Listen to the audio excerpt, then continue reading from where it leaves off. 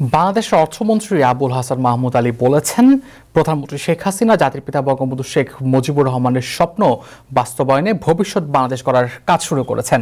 18 April বৃহস্পতিবার Washington ডিসিতে Bangladesh দূতাবাসের কর্মকর্তা কর্মচারীদের সঙ্গে মতবিনিময়কালে অর্থমন্ত্রী এ মন্তব্য করেন।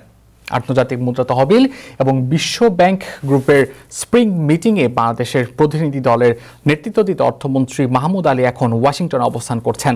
যুক্তরাষ্ট্রে নিযুক্ত বাংলাদেশের রাষ্ট্রদূত মোহাম্মদ ইমরান অনুষ্ঠানে বক্তব্য রাখেন এবং মাহমুদ আলীর বর্ণাঢ্য কূটনৈতিক এবং রাজনৈতিক কর্মজীবন সংক্ষেপে তুলে ধরেন। অর্থমন্ত্রী বলেন, প্রধানমন্ত্রী শেখ হাসিনা উন্নত ও সমৃদ্ধ বাংলাদেশ গড়ার লক্ষ্যে কাজ শুরু করেছেন এবং তার নেতৃত্বে দেশ সামনের দিকে দ্রুত এগিয়ে যাচ্ছে। মাহমুদ আলী আরও বলেন, প্রধানমন্ত্রী শেখ হাসিনা বঙ্গবন্ধুর অসমাপ্ত কাজ সম্পন্ন করার দায়িত্ব নিয়েছেন এবং তিনি জাতিকে এর অভীষ্ট লক্ষ্যের দিকে এগিয়ে নিয়ে যাচ্ছেন। কিন্তু দেশের স্বাধীনতা বিরোধী শক্তির অস্তিত্ব এখনও বিদ্যমান এবং তারা দেশের চলমান উন্নয়ন বাধাগ্রস্ত করার জন্য ধ্বংসাত্মক কার্যকলাপ চালিয়ে যাচ্ছে।